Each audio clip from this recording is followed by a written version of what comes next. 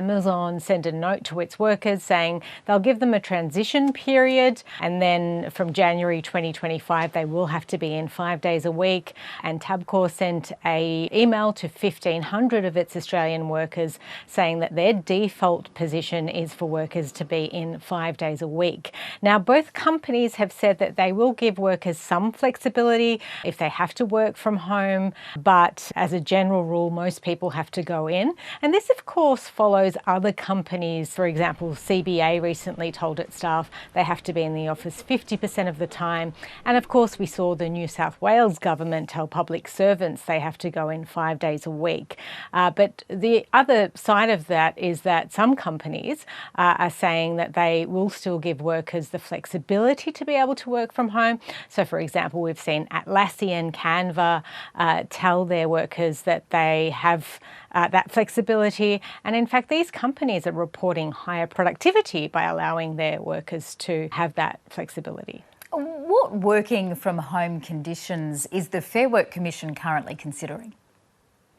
So the Fair Work Commission is considering changing the law for the Clerks Award, and that would basically make working from home a right. At the moment, it's not enshrined in the law, so a person can apply to their boss and ask them to work from home, for example, if they're pregnant or they have caring responsibilities, but the business can reject that on reasonable business grounds.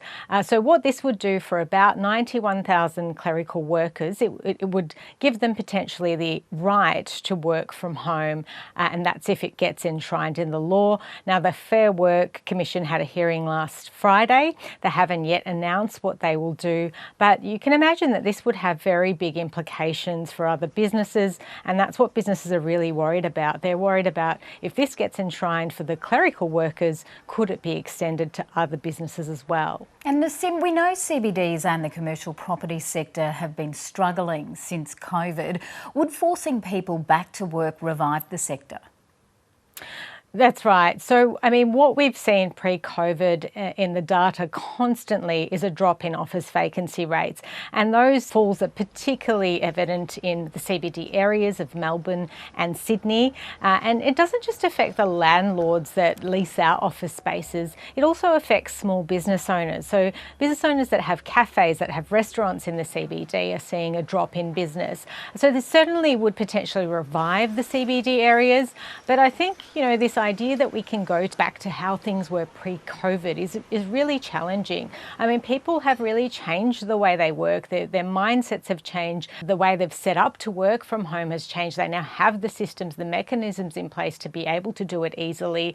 Technology obviously makes it very easy. So it's really a tough ask to imagine that things are going to go exactly back to how they were pre-COVID. Good to speak to you, Nassim Khadem. My pleasure.